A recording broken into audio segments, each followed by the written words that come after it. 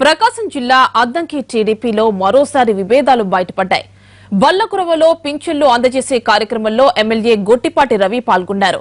తమ వర్గానికి సమాచారం లేదని కరణం బలరాం వర్గీయులు ఆందోళనకు దిగారు. టెంట్లు కూల్చేసి కుర్చీలు విసిరేశారు. దీంతో ఉద్రిక్త పరిస్థితులు నెలకొన్నాయి.